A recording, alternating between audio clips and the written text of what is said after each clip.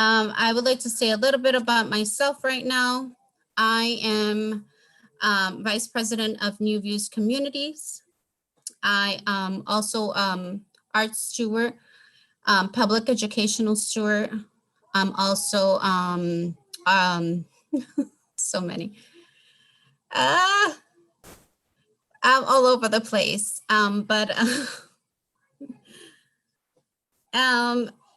So let's see why I wanted to host this. I wanted to host this tonight because it's dear to my heart. I had a niece that was medicated for many years, wrongly medicated. I want to inform people. I want also people to tell their stories, to not be ashamed of your stories. I want people to just speak of this because we're in, hard times at this point, and we're just, I feel like we're not looking for other options other than, and doctors are not looking for other options other than just medicating us. So I'm going to announce the panelists. So today we'll be talking to Jen Niles. She will be giving a short testimony, personal testimony. Also, Meredith will be giving a short personal testimony. And Angela, she's the subject of the film, will be participating in the Q&A discussion following two personal testimonies. Now I'll pass the floor to Jen so she can begin sharing her brief personal testimony. When she's done, Meredith will share her personal testimony, and after that, we will hold a 30-minute Q&A questions while the panelists are introducing themselves and sharing their testimonies. Thank you, Evelina. And thank you to NewVue Communities and to the Medicating Normal team for bringing this film to the community. Like Evelina's niece, I was wrongly medicated over 2 decades ago, and it led to 20 years of treatment. And I truly believed for a lot of years that I needed that medication, and how depressed the medication made me feel just furthered my belief that I needed it. Ultimately, I am free of all medication at this point for 1 year and 4 months. And this began for me almost 5 years ago at this point. I started tapering off of all medications, and I'm lucky that when I realized that the medication was the problem, I had the support from the mental health system at the time, because the psychiatrist I ended up with also felt that I probably didn't need those meds, but it was a difficult process to get through, and I'm happy to be where I'm at now. And I just wanted to speak to that, just because it can be scary when seeing this film and seeing what people go through, wondering if it can ever be okay. And it is for me. Like, I am okay, but it's hard. It's really, really hard. And like the people in the film and like Angie, I experienced so much pain and suffering from the medication. And it's hard to imagine that being medicated for normal feelings can lead to so many years of treatment.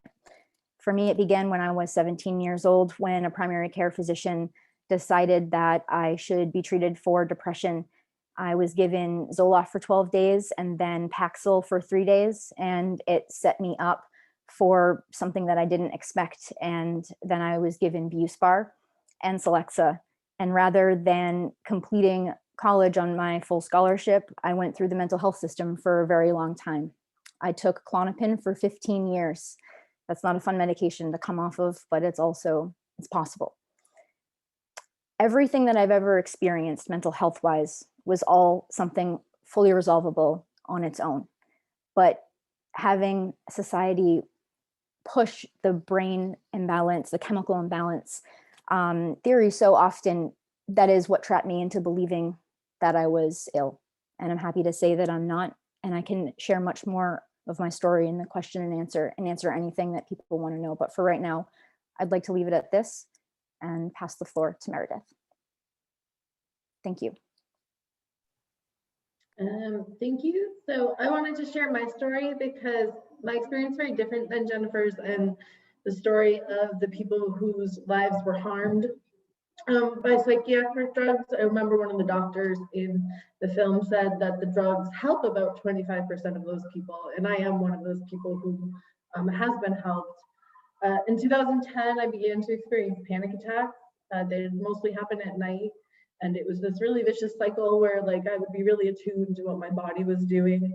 And then I would think like, oh no, I feel my chest feels tight. I must be having a heart attack. And so that thinking would lead me to like feel body things. And it was just this really horrible cycle. I was in the Peace Corps at the time. I was living in El Salvador, and I was hoping like, okay, once I get to the United States, I'm with sort of like more solid ground. I'll be able to handle this, but they didn't go away when I was in grad school and back in the United States. And so I sought help, and I was offered treatment and I feel really grateful. I feel like it was a very holistic treatment, therapy paired with the drugs. And I took Zoloft for about 2 years, and then I was able to get myself into a place where I was stable. I talked to my doctor and weaned off the drugs, and I feel really grateful. Like the drugs helped. I got through grad school, and I'm happy with my life. So I just wanted to share that balance that I feel like the drugs helped, but the therapy sort of taught me tools. I still struggle with anxiety, particularly in the middle of a pandemic when we're trying to teach our kids and your husband decides to remodel your house at the same time. Like those conditions still happen, and I have the tools. I haven't needed to go on drugs, but I also feel like if I ever got to a point where the anxiety, I couldn't handle the anxiety with the tools, I wouldn't hesitate to go on them again because I know they helped. So I just wanted to share that other perspective. And I also just wanted to maybe Evelina forgot that one of the other reasons where NewVue is very excited to show this documentary is that we're hosting mental health stewards. And so some of you are already, the training is actually already started. Some of you were actually participating, but we just started last week, and we really encourage people to continue this conversation about mental health in the community. And we can talk a little bit more about what the mental health stewards training is, and maybe Evelina can talk a little bit more about that. So I will hand it back to Evelina now.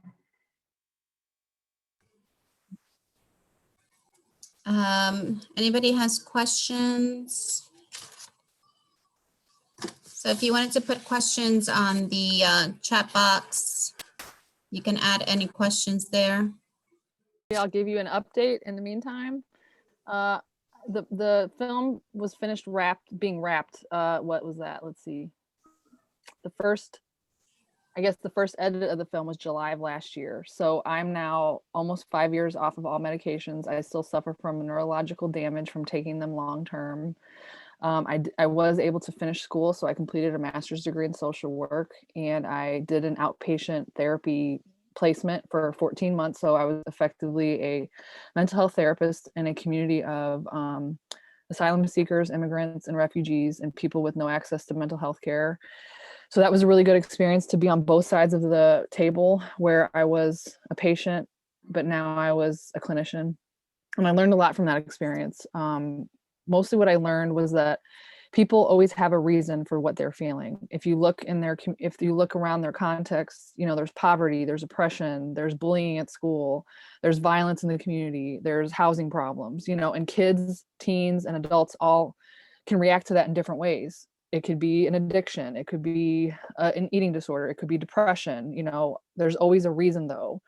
So it's just that I think in our society, we don't want to like sit with someone in distress. It's very uncomfortable. It's hard to listen to a really hard story, somebody that's been through a traumatic experience. And it's easier to say like, here's a 1-800 number, here's a professional, go get help. And we kind of like pass them off to someone else. So I don't know a lot about NewVue Communities, but what I have heard is that you guys are a pretty tight-knit community. So I don't know how to say this, but like latch onto each other, like learn how to listen, learn how to sit with each other.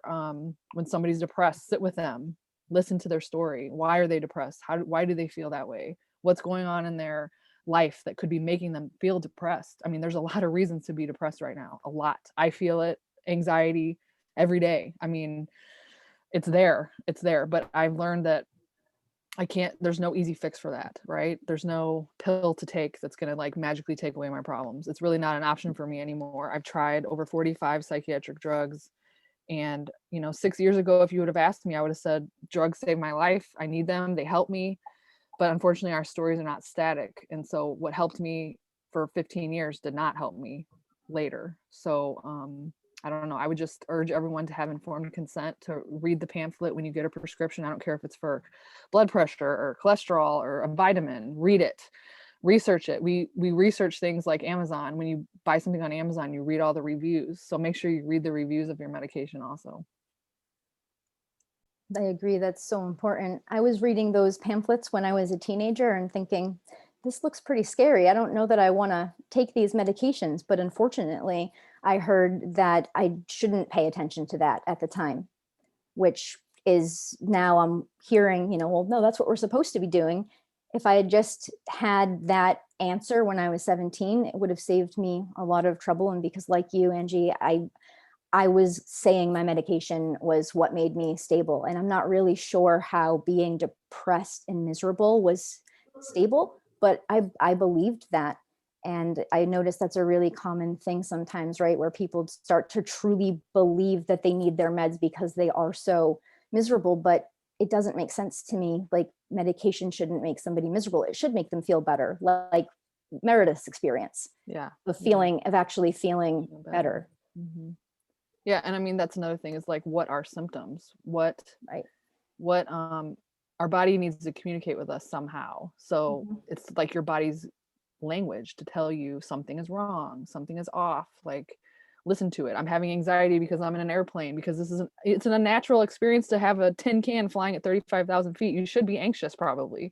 It doesn't feel good. It's suffering, but it doesn't mean you have like some brain disease that took over and you need a pill to fix it. All these magic things that we think about. I don't know. So there is a question in the chat box about, is there a website we can reference? Yes. Our website is medicatingnormal.com, and we have different tabs on it. So one is research. There's all kinds of research about like pregnancy and taking antidepressants, research about post-SSRI, sexual dysfunction, research about antipsychotics, sleep medications, you name it.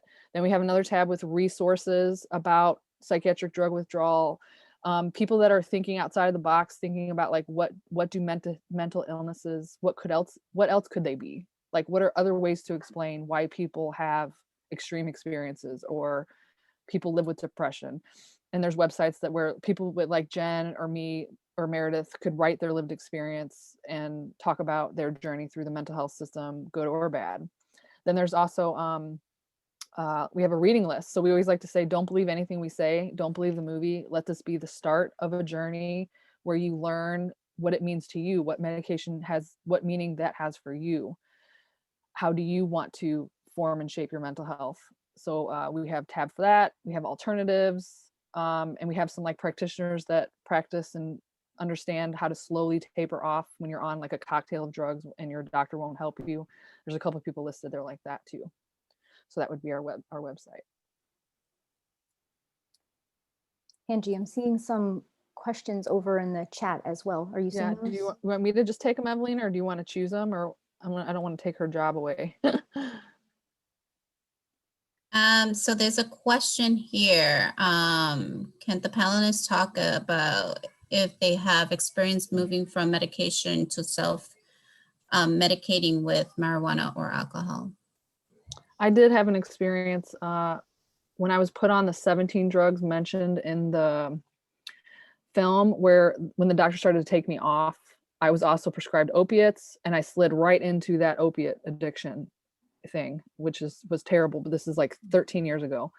I got off of all the opiates and kind of like put myself into AA and NA and tried to work on it that way. I stayed in there for about 3 years, and then I tapered off all the rest of the drugs, and that took me like 10 years. So that was my experience. But I do see it a lot when people taper too quickly or they cold turkey off of a medication. They feel so terrible. It's not necessarily their original condition coming back. It's the withdrawal symptoms are so bad that they look for something to make them feel better. So I would definitely caution against that, that there's ways to work on how you're feeling other than self-medicating or psychiatric drugs. So one of the reasons I decided to end my medication was because I was looking to get pregnant at that time. So I wanted to go 100% chem free.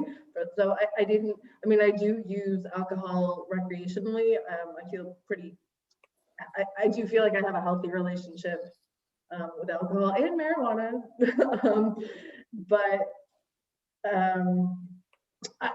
I guess I did taper like off of, I didn't, go cold turkey. And so it did take several months to get off the drugs and be in a place where I was completely free of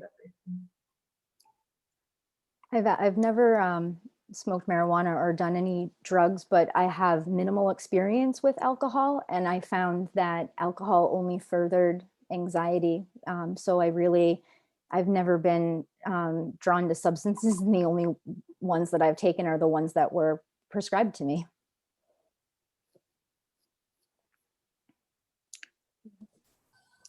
Okay, there's a question for Angie.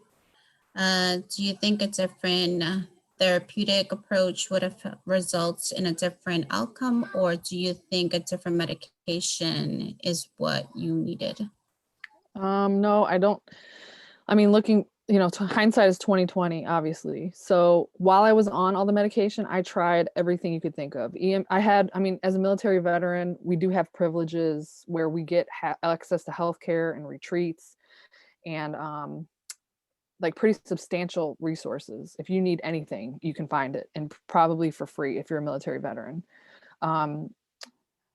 So I tried acupuncture, yoga, EMDR, EFT, CBT, ACT, prolonged exposure, equine therapy. I have a service dog. I went back to school, service work, AANA, 12-step groups. I did a lot of reading. So while I was on those medications, I literally tried everything, which is the scene in the film where you see me really upset about, like, I tried everything that you people told me to do and I wasn't getting better. It wasn't because of my lack of trying, right? I was trying to fix myself. I was like going after every unturned stone. I don't know how to say that. Looking for the answer, like, what is going to fix me? And all along, looking back, it was the cocktail of medications. It was too many medications. All the side effects were becoming its own thing. So like, I don't even know how to explain it. Like, I wasn't sleeping. I had lots of panic attacks, living in terror, social anxiety where I could not have relationships. I didn't like to be around people, no intimacy with a partner for, like, now I'm going on 15 years and I was married and I had a healthy sex life, and now I know the difference. So there's a difference there. I didn't really leave my house for about 4.5 years. So I had severe agoraphobia, couldn't concentrate, binge eating, weight gain, acne, like so terrible, I can't even describe it. So all these things that I had were seen as, oh, that's just part of your mental illness. But now that I'm off of everything and look at my skin and I've lost 65 pounds, like, now I know, wait a minute, all those years that I thought I was just this crazy person who needs more meds and needs to stay on your meds, it was not correct. Those were actually side effects and adverse effects from all the drugs combined. And even when I started to taper off and I was only on one drug, I was still experiencing side effects. So the unfortunate thing is that we don't know who benefits and who doesn't, who's going to be helped by them and who's going to be hurt. We don't know who's going to be helped for a long time and then hurt later. That would have been my case, that they helped me for a long time and then they didn't. So it's kind of like, that's why we always emphasize informed consent. Like, you should know the risks, the benefits, and alternatives before taking the first drug. So looking back, yes, I wish I would have tried all of those things without also being on the drugs. I think that would have been a world of difference. I would not have dealt with all the pain that I have have been through and still continue to live with now. Now I have like a nervous system sensitivity where I can't take supplements, Tylenol. I'm terrified, like dental procedures don't feel the same. I don't get numb. Anesthesia doesn't work on me. Like all these complications that came because I took long-term psychiatric drugs that have like altered the way my nervous system functions. You know, we did want to say that when I was 12 years old, I had my first panic attack, and I didn't even know what they were at the time. I just thought I was dying. And then I ended up figuring out that they were anxiety attacks from a book that was on a therapist's shelf. The therapist wasn't even able to identify what was going on with me. And I unfortunately had to figure it out myself, but I'm happy I did. No meds were ever offered to me back then. And I made a full recovery on my own from full-blown anxiety attacks where I was starting to become agoraphobic because I'd have the attacks wherever I went. And so I didn't want to go anywhere. But with an understanding of what was happening to me and learning about it, I was able to get better. And so anxiety was resolved for 3 years before I was given my first SSRI, when I was experiencing those normal feelings of being bullied in school and just other regular life stuff people should have feelings about. And it was only after enough medication came in that I started to like believe that there was a brain imbalance. I thought some people feel depression sometimes, and then other people like me are depressed permanently because it's a brain disease. And then I realized over the years, oh wait, that person who I was when I was 17, like I can have that person back. This isn't a brain disease. For me, like I used to feel normal feelings. And so it's like this combination of, it's amazing to know happiness is possible again, but also that there's going to be this huge fight to get to that, because like Angie, my central nervous system is damaged as well. And it's there are things that I have completely cut out of my diet, and I refuse to take medication unless I have to. I don't even like to take antibiotics because I know that it sort of just disrupts my system in ways that I don't like. But it's a reality that we go through. And I guess the flip side to that question is, I feel like I was very fortunate in that I was holistically treated with from the very beginning with therapeutic approaches, and I was treated with a very low, very conservative low dose of medicine. So I think those two things, you know, who's to say what would have happened, but I feel like that holistic approach sort of stops me. I don't have the same story, luckily, that Angie and Jen have, because I was able to, you know, in the beginning, treat myself with drugs to sort of help that anxiety not go away, but cope with the anxiety. And then, but at the same time, I was learning mindfulness.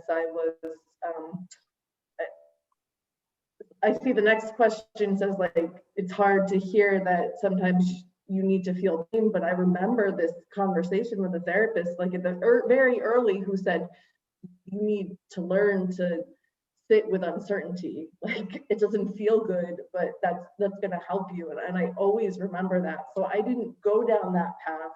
And I feel very fortunate that I don't feel like I have the same sort of damage. My life wasn't damaged as my life wasn't damaged, my body wasn't damaged. And I think because early on I did get that therapy.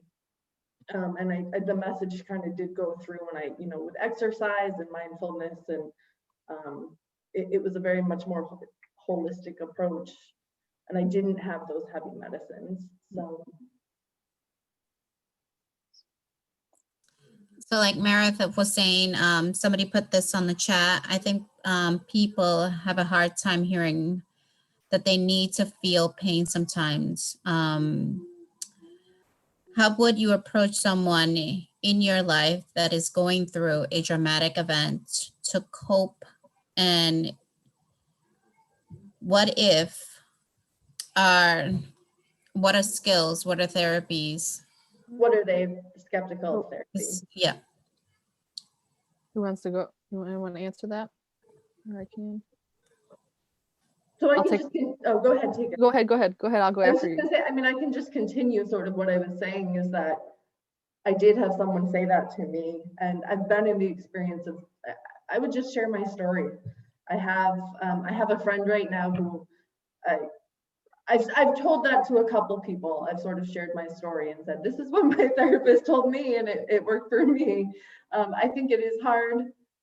There are a lot of people who are skeptical of therapy, and there's a lot of culturally, there can be a lot of resistance. So I think just being brave and sharing your story is like the first step. Talking to someone who understands, right, who's been through it helps a lot. Go ahead. And I would say, yeah, that I mean, people have a right to be skeptical of therapy. I mean, you're bearing your soul to a person that's a stranger. That's okay to be skeptical. Like you know, it's hard. So I would never try to push someone into therapy if that's not what they want to do. There are alternatives to therapy, talking to a chaplain, someone in your church, someone in your community. But first and foremost, I would say we all, including me, have to learn how to listen better. So when a person's telling you they're having a life problem, I usually say, like, do you want me to fix it or do you want me to just listen? So it's a question. Like, we're so quick to say, even I get it now. People hear my story and it makes them uncomfortable and they want to fix me. And I'm like, whoa, I don't want to be fixed. Like, I already know that's how I got into this problem, you know, that people wanted to fix me and it didn't work. So all in all, I think as a society and as a community like NewVue, just learn how to sit with someone and just listen and don't try to fix them and just let them tell their story. What I find, I've worked with a lot of people that are extremely suicidal, and it's like once they just get to tell their story and the person listening is not judging them or trying to call 911 on them or trying to get them in the hospital or trying to rush to, like, do you have a plan? What are you going to do? Oh my God, tell me what you're going to do. Once they just offload what brought them to feeling suicidal, the suicidal thoughts and feelings like vanish, because it's like they finally got to tell their story and somebody actually listened to them and heard them. So my emphasis would be learn how to listen and practice it with your kids or practice it with your grandmother, and just sit there and ask her to tell you a story and don't say anything. Just nod and listen, really take it in. And then that's it. Don't try to fix them. Just sit there and be with them. Holding space for someone really is so important. And I'm like you, I don't want people involved in fixing me. I know exactly, you know, what I need. And so if I'm talking, it's just because I want to be heard or validated. I don't want help feeling better, because I'm going to do that on my own. Yeah. I guess the other piece I would add is that there's lots of therapy is like one tool to heal, drugs are another tool to heal, but there are like so many other tools too. And so you don't have to go to therapy to like be healing, you know, and it's going to work. Different things are going to work for different people. So like for some people, as Angie said, a chaplain or you know, participating in church. For other people, taking a Zumba class. Yeah.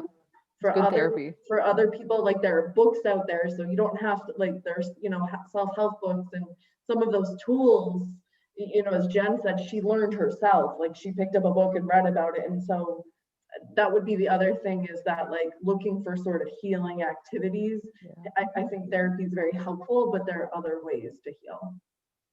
So, are you seeing the questions that are in the Q&A section? Just going there right now. Yes.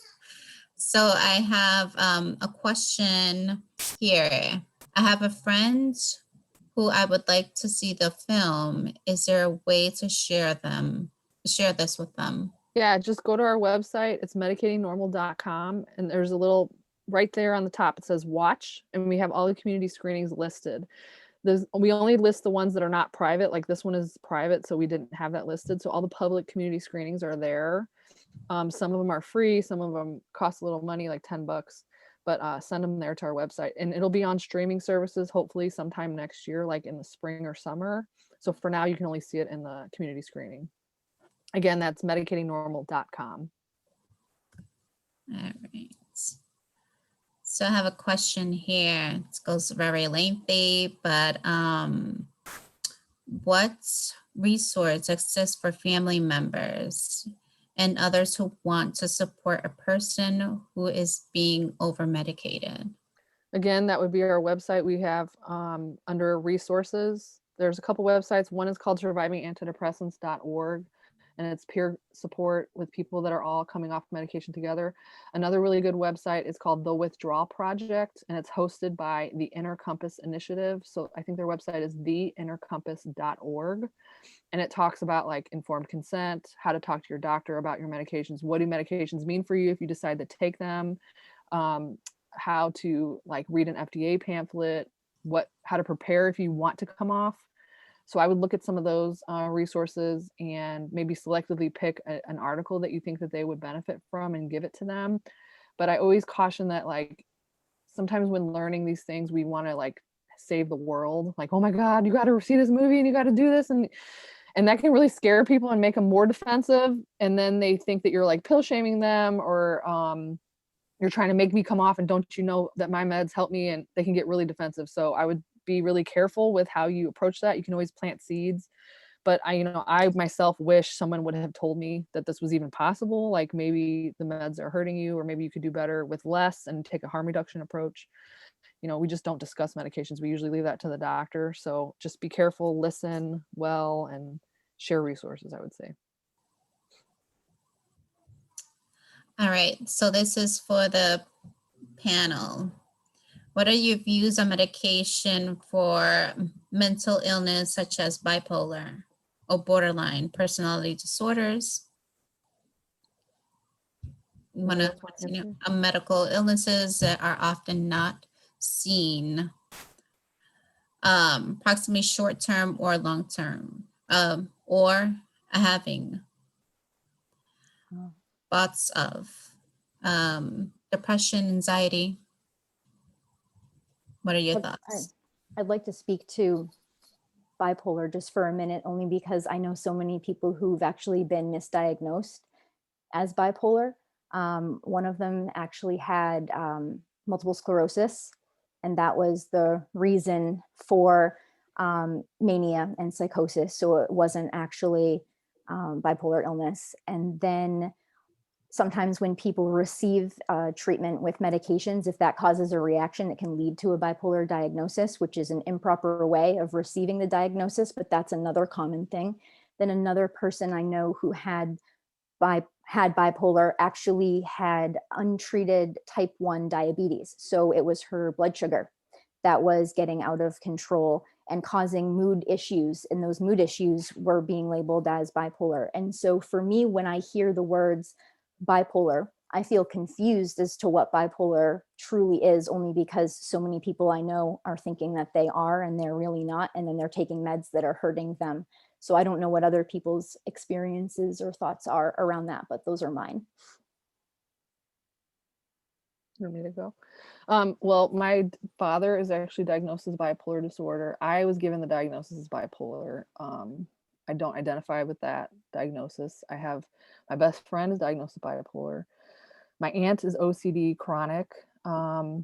So a lot of people in my life suffer from what's seen as long-term mental illness. And I use quotations because how do I explain this? If you watch the film, the DSM-5 kind of explains the diagnosis and tries to deconstruct it, that these are clusters of symptoms that we use it's like a language we use to attempt to explain behaviors, right? So anything that's outside of the normal, we put a label on it and we say, that's what you have, and these are the medications that treat that.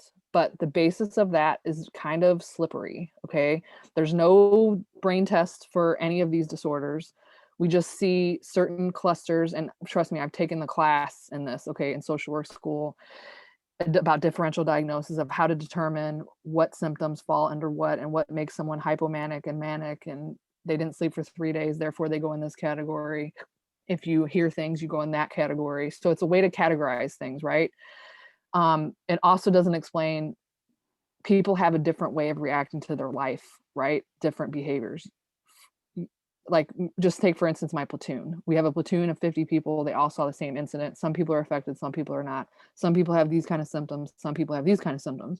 So I would just invite you to critically think about, what does that actually mean, that someone has a label of this or that? There's different theories behind borderline personality disorder. That's actually an attachment thing, that a person that has not had a secure attachment will attempt anything to try to get that attachment in the crazy ways that they behave, right? They have also, borderline personality disorder is also seen as someone who's experienced extreme trauma and nothing feels safe to them. So they act out in certain ways to get attention or whatever, but it's really just extreme trauma that they've experienced. But we're not tackling the trauma. We're putting a label on someone and we say these medications work, but again and again, and it's on our website on the research page, that long-term outcomes for psychiatric drugs actually make people worse. That's not my opinion. That is what the research says. Long-term outcomes for people that take psychiatric drugs, including schizophrenia, psychosis, bipolar, all of them, show long-term outcomes are worse, not better. So that makes us step back and decide, are the medications and the labels really helping people, or are they not helping them? And that would be an individual question. I guess I just don't feel qualified to answer that question. Like, I can speak to my personal experience, but I don't have friends or families who have, I just don't have much personal experience. I will say that one of the things that I think is just interesting, and it's not personality, it's not borderline personality disorder, but one of the things that sort of like horrifies me is like things like narcissism and sociopaths. Like some of the studies just find it's just like the way your brain is, and there is no real cure, and it's just prevalent in our society. I don't think that really contributes to the conversation about, it's a different conversation about mental health. I don't think it's really relevant, but it's just something that sort of fascinates me and kind of leads me to think like how many people are running our world with these sort of like traits. But I don't feel qualified to answer the question about, I mean, I do think schizophrenia is something that people suffer with, and I don't know if medication can help, but that sort of, I don't think schizophrenia is something that just therapy itself can be treated with, such as anxiety. So we have a question. Is there any physical test to determine a nerve system imbalance or medications that based on doctors' perceptions? Yeah, there are no tests to see what mental illness anyone has. Zero. And then I have a story here about it's a teenagers, but the question is there any thoughts on how to get help for a child? For children in crisis, there isn't just medicating the child. Is there places for a child that can get help that isn't just throwing pills at them? I'm gonna pull up, I'm looking for it right now, but on madinamerica.com, they have a section called For Parents. And it's all articles, videos, podcasts, kind of deconstructing. It says resources, drug info, non-drug therapies, online support groups, and questions and answers. And they even had a really good article about like, what do you do when your child is in school and they're having a problem and they're not sitting down and they're not behaving, and the teachers are telling you, you need to put this kid on medication. It takes you through an informed consent process and like questions to ask the school back. Like, if my kid is not sitting still, could it possibly be that the teaching is not being tailored towards their learning ability, right? There's all these different things to be asking outside of that model. But I want to validate what you're saying is that right now we only have one answer, right? The kid is misbehaving, give them medication, hospitalize them. We have very little resources outside of that current paradigm of care. And your personal story is saying like, it's not working for me. So I applaud you for saying that, because that's very brave to say all of that, but also to be wondering what is outside of that paradigm. There is things outside of that. So I'm going to post the link in the chat, and I'll be sure that it's in the. Can you also provide the other websites that you have said? Yeah, and I'll put them, when we send the video out, I'll put all the links that we've talked about. So I would just say there is things outside of the current medical model, which is what they call it. it's not easy to find alternatives. But I just wish you well. And I would say, go read everything you can get your hands on that website that I posted in the chat. Well, I think that's it. Evelina, you want to wrap it up? Yes, somebody just said, they just posted the website. Yeah, Just to make sure. perfect. That's all of them. All right. So just wanted to let you know that this is, oh, I can't see Can't see it it. because of my screen, but I'll read it. So this is the mental health stewards that we're doing. So the next one is October 29th. It's about diversity, culture, and inclusion.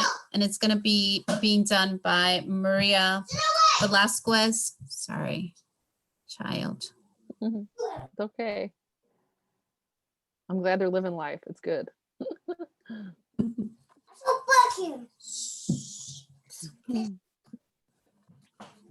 Okay, and then November 5th, we're going to be talking about belonging and social engagement. It's by Becky Bunker. She's an LHMC. And then mental health awareness, safety, it's November 12th. Claudia Segura, she'll be doing that. And then wellness and well-being, it's Holly Bruno. She'll be doing that November 19th. Also, spirituality by Megan Monos. Revan. Megan Munoz. And self-esteem will be December 10th by Rose Gage. And then we'll have personal testimonies December 17th. So tune in to mental health And stewards. Evelina, how do people sign up for the mental health stewards? There is a link on Facebook on NewVue. There's also a link on my Facebook. It's public.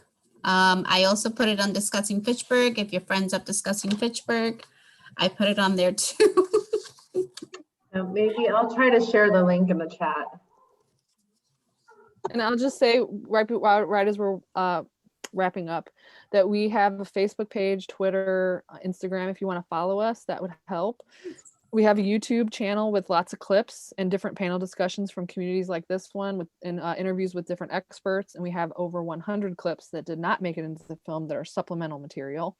We just opened a store. So if you want to buy a t-shirt or a sticker to support us, we need to sell 40 more in the next 2 weeks. We are using the money to translate the film into Hebrew, Arabic, Turkish, and Portuguese. So all the money raised for that is to make the movie in different languages. And if you want to join our mailing list, I think you joined when you signed up, and you can opt out at any time. But I just want to say thank you from our team for being here, for listening, for being open-minded and open-hearted. And I hope the film or our stories impact you a little bit to care about each other a little bit more. And just thank you so much for coming. Yes. And that is wrapping up. Angie wrapped up before me, but There you go. thank you everyone for tuning in. I hope this this helped, and maybe this helped other people too, that you know of, and help our community make stronger and better. So thank you. Thanks everyone. Good night. Thank you, everybody.